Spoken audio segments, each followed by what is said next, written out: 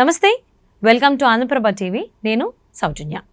ఆంధ్రప్రదేశ్లో జనంలోకి జనసేన అనేటువంటి కార్యక్రమం సంబంధించి ఇప్పుడు చాలా భిన్నాభిప్రాయాలు మనకు వినిపిస్తూ ఉన్నాయి. అసలు ఎందుకు ఆ కార్యక్రమం స్టార్ట్ చేశారు అని చెప్పేసి మరి అంశానికి సంబంధించి వారి అభిప్రాయాన్ని, వారి విశ్లేషణని మనతో పంచుకోవడానికి ఈరోజు మనతో పాటు ఉన్నారు సీనియర్ జర్నలిస్ట్ భరద్వాజ్ గారు ఉన్నారు. వారితో మాట్లాడదాం. నమస్తే అండి. నమస్తే. అంటే ఆల్రెడీ జనసేన గెలిచింది. జనసేన అధ్యక్షుడు పవన్ కళ్యాణ్ గారు ఉప ముఖ్యమంత్రిగా ఉన్నారు. చాలా రెస్పాన్సిబిలిటీస్ తీసుకుంటున్నారు. ఆయనకి దానికి సంబంధం ఉన్నా లేకపోయినా ప్రతిదానికి సంబంధించి ఆయన స్పందించడం జరుగుతూ ఉంది. ఇప్పుడున్నటువంటి ఈ సిచ్యువేషన్లో నాగబాబు గారు జనంలోకి జనం అనేటువంటి ప్రోగ్రాం ద్వారా జనంలోకి ఎందుకు వెళ్తున్నారు? అంటే ఈ కార్యక్రమం వెనకాల ఉన్నటువంటి ముఖ్య ఉద్దేశం ఏంటి అనుకోవచ్చు అంటారు? అంటే జనసేన పార్టీకి గతంలో పెద్ద భారీ నిర్మాణం అయితే లేదు. ఇప్పుడు పర్టికులర్గా రాయలసీమ ఏరియాలో జరుగుతోంది ఈయన జనంలోకి జనసేన అనే కార్యక్రమం. ప్రధానంగా రాయలసీమ ఏరియాలో ఎందుకు కాన్సన్ట్రేట్ చేస్తున్నారంటే వీళ్ళకి బొత్తిగా నిర్మాణం లేనటువంటి ప్రాంతం అది. అందుకని రాయలసీమలో కొంత పార్టీని నిర్మించుకోవాల్సినటువంటి అవసరం ఉంది. దాంతోపాటు మిగిలిన ప్రాంతాల్లో ఇప్పుడు కోస్తా జిల్లాల్లోనూ ఉత్తరాంధ్రలోనూ కూడా పార్టీని కొంచెం బలోపేతం చేసుకోవాల్సిన అవసరం ఉంది. ఇప్పుడు గెలిచిన గెలిపే అని చెప్పి నిర్ధారించుకుని అలా ఉండిపోతే కుదరదు. ఎందుకంటే ఇది 21 సీట్లు వాళ్ళు ఇచ్చారు, వీళ్ళు కంటెస్ట్ చేశారు, గెలిచారు, అయిపోయింది. ఇది కాదు కావాల్సింది. పార్టీని బలోపేతం చేసుకోవటం ద్వారా తను పెంచుకోవాలి. ఈ బంధం ఉంటుందా వెళ్ళిపోతుందా అనే దానిలో గ్యారంటీలు ఏం లేవు. రేపు పొద్దున ప్రభుత్వం తీసుకునేటువంటి నిర్ణయాలతో వీళ్ళు డిఫర్ అవ్వచ్చు కూడా. డిఫర్ అయి బయటకు వచ్చిన తర్వాత వీళ్ళ పార్టీ నిర్మాణం వీళ్ళకు ఉండాలి. ఓకే. అందుకని పార్టీని స్ట్రెంగ్థెన్ చేసుకోవటం అనేది ఎప్పుడూ చేయవలసిన పనే. అందుకని జనంలోకి జనసేన అనేటువంటి ఒక కార్యక్రమం తీసుకుని దీనిలో ప్రస్తుతం ఉన్నటువంటి కూటమి ప్రభుత్వంలో పవన్ కళ్యాణ్ చేస్తున్నటువంటి పాత్ర, ఆయన డీల్ చేస్తున్నటువంటి అంశాలు, ఆయన మాట్లాడుతున్న విషయాలు, వీటిని కూడా జనంలోకి తీసుకెళ్ళటం అనేది జరుగుతుంది. జరిగి ఆయన తన అంటే ఉప ముఖ్యమంత్రిగా ఆయన పెర్ఫార్మెన్స్ని చూడండి మీరు. తద్వారా జనసేనని నిలబెట్టుకోండి. జనసేన అనేటువంటి పార్టీ మీకోసం ఏర్పాటు చేశాడు, ఆయన సినిమాలు వదులుకుని కూడా. కాబట్టి మీరు ఆయనకు అండగా నిలబడండి అనేటువంటి ఒక మోటివేషన్ ఇవ్వడం కోసం నాగబాబు ఇప్పుడు జనంలోకి వెళ్ళాడు. ఇది పవన్ కళ్యాణ్ని జనంలోకి తీసుకెళ్ళటము, దాంతోపాటు జనసేనని బలోపేతం చేయటం. ప్రతి ఏరియాలోనూ జనసేన తాలూకా క్యాడర్ ఉండాలి. ఇప్పుడు క్యాడర్ ఉండి ఆ పార్టీ ఒక పిలుపునిస్తే ప్రతి ప్రాంతం నుంచి స్పందించి రోడ్డు మీదకి వచ్చేటువంటి ఒక నిర్మాణం కావాలి.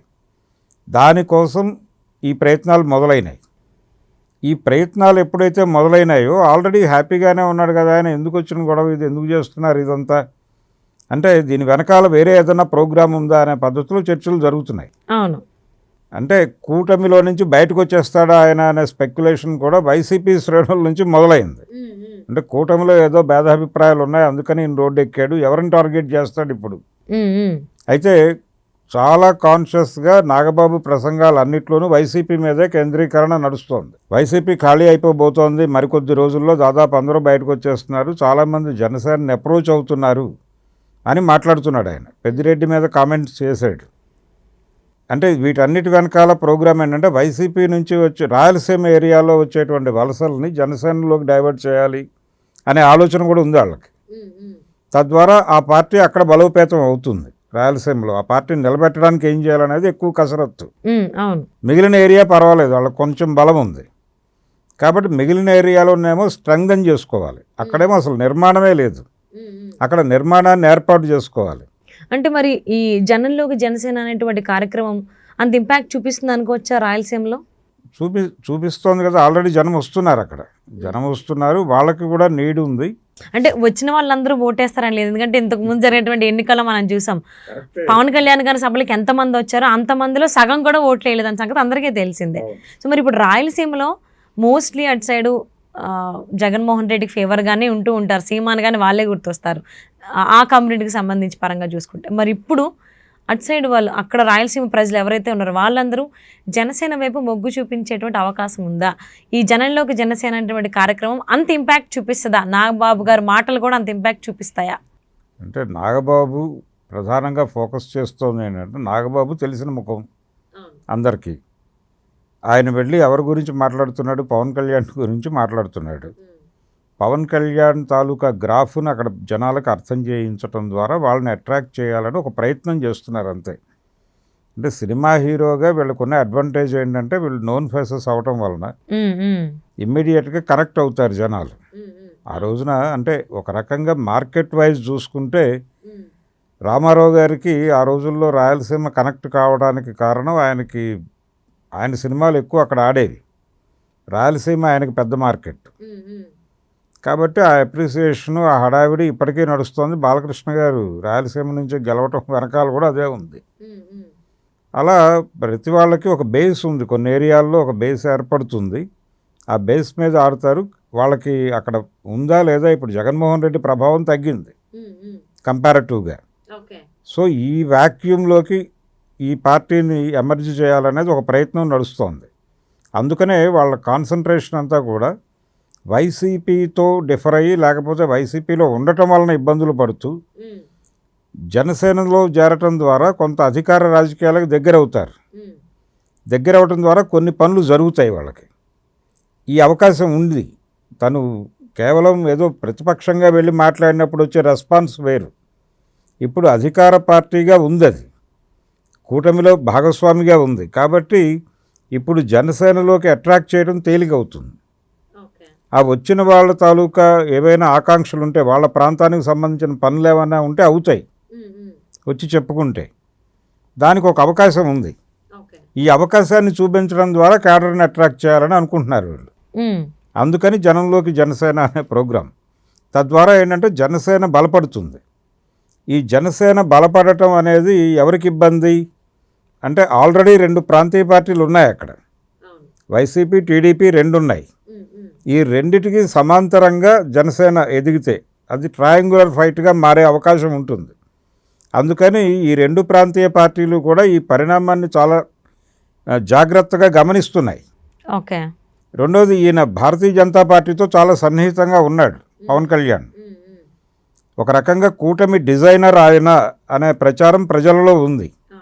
తెలుగుదేశం పార్టీ కష్టకాలంలో ఉండగా చంద్రబాబు అరెస్ట్ అయినప్పుడు ఆయన రోడ్డు మీదకి వెళ్ళి మాట్లాడాడు. సో తెలుగుదేశం పార్టీ కింది స్థాయి క్యాడర్లో కూడా పవన్ కళ్యాణ్కి ఒక ప్రత్యేక గౌరవం ఉంది. దాన్ని కూడా హ్యాండిల్ చేస్తున్నారు ఇప్పుడు వాళ్ళు. అంటే తెలుగుదేశం పార్టీతో ఉన్న వాళ్ళని కూడా జనసేన అట్రాక్ట్ చేస్తుంది. ఇది కూడా గమనిస్తున్నారు వీళ్ళు. గమనిస్తున్నారు కానీ ఇప్పటికిప్పుడు ఇమ్మీడియట్గా దీని మీద రియాక్ట్ అయ్యే పరిస్థితుల్లో వాళ్ళు లేరు. కానీ వైసీపీ రియాక్ట్ అవుతోంది, ఆల్రెడీ మొదలయ్యి వాళ్ళు దీన్ని కూటమిలో చీలికగా జనం గుండెల్లోకి తీసుకెళ్లే ప్రయత్నం చేస్తున్నారు.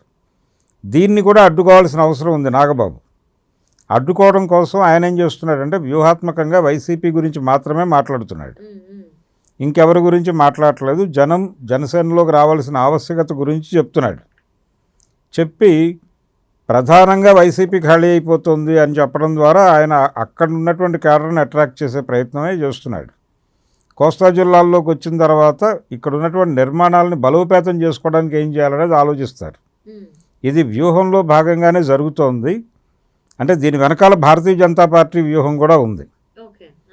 అంటే ఏ ప్రాంతీయ పార్టీతోనూ సంబంధం లేకుండా బీజేపీ కనుక ఇండిపెండెంట్గా కంటెస్ట్ చేస్తే ఎన్ని సీట్లు గెలుచుకోగలదు ఏపీలో అనేది అనుమానమే. అంటే కనీసం సింగిల్ నెంబర్ దాటగలదా అనేది కూడా డౌటే. కానీ ఉన్న ప్రాంతీయ పార్టీలు అన్నీ కూడా ఇప్పుడు బీజేపీ కంట్రోల్లోనే ఉన్నాయి. తెలుగుదేశం బీజేపీ కంట్రోల్లో ఉంది, వైసీపీ కూడా బీజేపీ కంట్రోల్లోనే ఉంది, జనసేన కూడా అక్కడే ఉంది. సో ఆంధ్రప్రదేశ్ రాష్ట్రాన్ని కనిపించకుండా కంట్రోల్ చేస్తోంది భారతీయ జనతా పార్టీ. వీళ్ళు ఇప్పటిదాకా 2 తలుపుల పద్ధతి అనుసరించారు. అంటే ఫ్రంట్ డోర్లో ఒకళ్ళు ఉంటారు, బ్యాక్ డోర్లో ఒకళ్ళు ఉంటారు. 2014లో ఫ్రంట్ డోర్లో చంద్రబాబు ఉన్నాడు, బ్యాక్ డోర్లో జగన్ ఉన్నాడు. ఆ తర్వాత 19 ఎన్నికలకి ఈయన ఫ్రంట్ డోర్లోకి వచ్చాడు, ఆయన వెళ్ళిపోయాడు బయటికి. ఆ తర్వాత పవన్ కళ్యాణ్ బ్యాక్ డోర్లోకి వచ్చాడు. ఇప్పుడు పవన్ కళ్యాణ్ చంద్రబాబు ఇద్దరు ఫ్రంట్ డోర్లో ఉన్నాడు, జగన్ బ్యాక్ డోర్లో ఉన్నాడు. ఇది థియరీ. ఇప్పుడు జనసేనని పెంచటం అనేది బీజేపీ వ్యూహం అని అనుమానించడానికి కారణం ఏంటంటే, ప్రమాణ స్వీకారం చంద్రబాబు నాయుడు గారి ప్రమాణ స్వీకారం జరిగిన రోజే నరేంద్ర మోడీ గారు వాళ్ళతో సంబంధం లేకుండా చిరంజీవిని పవన్ కళ్యాణ్ని విడిగా యువతలకు లాక్కొచ్చి తనే పరిగెత్తుకుంటూ వెళ్ళి చిరంజీవిని లాక్కొచ్చి పవన్ కళ్యాణ్ని లాక్కొచ్చి జనానికి అభివాదం చేశాడు ఆయన వీళ్ళిద్దరి చేతులు ఎత్తిపట్టుకుని. అంటే తెలుగుదేశం పార్టీతో మేము ప్రయాణం చేస్తున్నాం కానీ మాకు ఆల్టర్నేటివ్ ప్లాన్ కూడా ఉంది అనేది ప్రపంచానికి చెప్పాడు ఆయన. ఈ ఆల్టర్నేటివ్ ప్లాన్లో భాగంగానే ఇప్పుడు జనంలోకి జనసేన అనే ప్రోగ్రాం నడుస్తోంది. జనసేన పార్టీని స్ట్రెంగ్థన్ చేయడం ద్వారా చంద్రబాబుని కంట్రోల్లో పెట్టాలి. చంద్రబాబు ఏమాత్రము ఎటు బెసక్కుండా ఉండటం కోసం ఆయనకు పక్కలో బల్లెంలాగా ఒకవైపు పవన్ కళ్యాణ్ని ఇంకోవైపు జగన్మోహన్ రెడ్డిని పెట్టి కంట్రోల్లో ఉంచారు ఆయన. ఆయన గతంలో లాగా తోక జాడించడం లాంటి కార్యక్రమాలు చేయడానికి అవకాశం లేని వాతావరణం కల్పించారు. ఈ రెండిటికి తోడు ఆయన మీద ఒక కేసు ఉంది. సో ఆ కేసుతో కూడా అంటే కేసులతో కంట్రోల్ చేయటం అనే ప్రోగ్రాం కూడా ఉంది బీజేపీకి. ఇన్ని విధాలుగా ఆంధ్రప్రదేశ్ను కట్టడి చేస్తున్నటువంటి భారతీయ జనతా పార్టీ వ్యూహంలో భాగంగానే ఈ జనంలోకి జనసేన అనే ప్రోగ్రాం నడుస్తోంది. దీనిలో పవన్ కళ్యాణ్ గారి ప్రోగ్రాం ఏంటంటే పార్టీని స్ట్రెంగ్థన్ చేసుకోవాలి. పార్టీని స్ట్రెంగ్థన్ చేసుకుంటేనే రేపు పొద్దున ఆయన ఎవరితోనైనా బేరంలోకి వెళ్ళగలుగుతాడు. రేపు రాయలసీమలో కూడా సీట్లు అడుగుతాడు ఆయన. అడిగి తన పార్టీ బేస్ పెంచుకుంటూ వెళ్ళాలి. ఇలాగే ఉంటే కుదరదు కదా. తను సొంతంగా ప్రభుత్వాన్ని ఏర్పాటు చేసే దిశగా పార్టీని నడిపించాలి ఆయన. అందుకని ఈ జనంలోకి జనసేన మీద ఎక్కువ ఫోకస్ నడుస్తోంది. తెలుగుదేశం అలాగే వైఎస్ఆర్సీపీ రెండు కూడా భయంగా చూస్తున్నాయి దీన్ని, ఈ పరిణామాన్ని. ఇది ఎటు దారి తీస్తుంది అని వాళ్ళకేమో ఒక స్పెక్యులేషన్ ఉంది. ఈ పెరగటం మీద చంద్రబాబు నెగిటివ్గా రియాక్ట్ అయితే కూటమి ప్రభుత్వం నుంచి జనసేన బయటకు వస్తుంది అనేటువంటి ఒక అభిప్రాయాన్ని జనంలో పంపు చేసే ప్రయత్నం వైసీపీ చేస్తోంది. కానీ చంద్రబాబు నాయుడు అలా రియాక్ట్ అయ్యే మనిషి కాదు. ఈ మధ్య ఒక చర్చ జరిగింది, లోకేష్ని ఉప ముఖ్యమంత్రిని చేయాలి అనేటువంటి ఒక డిమాండ్. దాన్ని కూడా చాలా కూల్గా హ్యాండిల్ చేశాడు ఆయన. అంటే అది కూడా వ్యూహాత్మకంగానే చేశారు. అంటే లోకేష్ పరిస్థితి అంటే లోకేష్ని ప్రమోట్ చేయండి తొందరగా మీరు, అంటే మీ వయసు అయిపోతుంది కాబట్టి లోకేష్ని ప్రమోట్ చేసి మీరు గైడ్ చేయండి, లేకపోతే ఈ గైడెన్స్ మిస్ అవుతాడు అతను.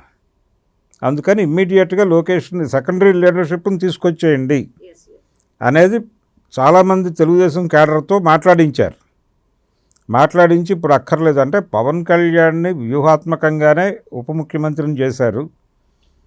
లేకపోతే అతను ముఖ్యమంత్రి కావాల్సిన పరిస్థితి యాక్చువల్గా ఆ రోజున. అంటే కూటమిని డిజైన్ చేసింది పవన్ కళ్యాణ్. ఇది ప్రజల్లో ఉన్నటువంటి అభిప్రాయం. చంద్రబాబు నాయుడు గారు అరెస్ట్ అయ్యే నాటికి ఆయనకున్నటువంటి జ్ఞానం ఏంటంటే కేంద్ర హోంశాఖకి చెప్పే తనను అరెస్ట్ చేశారు అనే విషయం ఆయనకు తెలుసు. అందుకని ఆయన ఇండియా కూటమి వైపు తల తిప్పుతున్నటువంటి సందర్భం అది.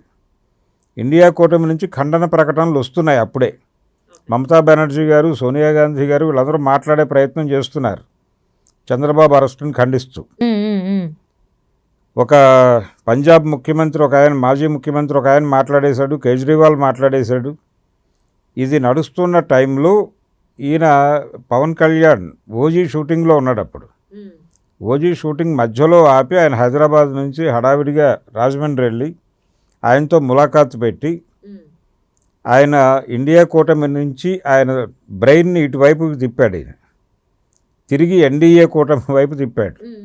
ఆ తిప్పటం అంటే ఆయనకు ఒక భరోసా కల్పించాడు. ఈయన లోపలికి వెళ్ళి మాట్లాడిన విషయం ఏంటంటే మీరు అటువైపు చూడకండి, మీరు ఈ విండో మూసేయకండి, దీన్ని ఓపెన్ చేసి ఉంచండి, మీకు మంచి ఇటువైపు నుంచే జరుగుతుంది అని చెప్పి వచ్చేసాడు బయటికి. వచ్చి మేము తెలుగుదేశం పార్టీతో కలిసి కంటెస్ట్ చేయబోతున్నాం, వచ్చే ఎన్నికల్లో బీజేపీ కూడా మాతో కలవబోతోంది అని ఆశాభావం వ్యక్తం చేస్తున్నాను అన్నాడు. కానీ అదే జరిగింది. సో ఇది బీజేపీ ప్రేరణతోనే వెళ్ళాడు ఆయన ఆ రోజు రాజమండ్రి. పవన్ కళ్యాణ్ రాజమండ్రి పర్యటన, ములాఖాత్తు, ఆ బయటకు వచ్చి మాట్లాడిన స్క్రిప్టు ఇదంతా ప్లాంటెడ్ బై బీజేపీ. అలా జనసేన కదలికల వెనకాల బీజేపీ ఉంది, ప్రతి కదలిక వెనకాల. అందుకని వీళ్ళు చాలా అప్రమత్తంగా ఉన్నారు తెలుగుదేశం వాళ్ళు. దీని మీద ఎక్కడా నెగిటివ్గా మాట్లాడకుండా అందరినీ కంట్రోల్లో పెడుతున్నాడు ఆయన చంద్రబాబు నాయుడు గారు. దీన్ని ఎలా హ్యాండిల్ చేయాలి అనే సందిగ్ధంలో వాళ్ళు ఉన్నారు వైసీపీ వాళ్ళు. ఇది పెరిగితే మన పరిస్థితి ఏమిటి, మూడో పార్టీగా అది బలంగా ఎమర్జ్ అయితే. సో అదే ప్రయత్నంలో జనసేన ఉంది, అటువైపు అడుగులు వేస్తోంది. చాలా రసవత్తరంగా సాగుతున్నాయి ఆంధ్రప్రదేశ్ రాజకీయాలు. సో ఇది ఎలా వెళ్తుంది, ఎటు వెళ్తుంది చూద్దామండి. థ్యాంక్ యూ సో మచ్ అండి. Thank you.